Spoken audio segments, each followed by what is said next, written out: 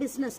So பிஸ்னஸாக நீங்கள் think பண்ணி பார்க்கணும். அப்போ 1 கிலோ சூப் மிக்சஸ்லேயே நம்மளால் இவ்வளோ ஏர்ன் பண்ண முடியும்னா 70 வெரைட்டிஸ் ஆஃப் சூப் மிக்சஸ்லாம் பண்ண போகிறோம் அப்படின்னா நம்ம எப்படி அதை ஏர்ன் பண்ணலாம்? இது பிஸ்னஸ் ஆங்கிளில் பார்க்கணும். ஒன்று சூப் மிக்சஸாக விற்கலாம், ஃப்ரெஷ் சூப்பாக தயாரித்து விற்கலாம்.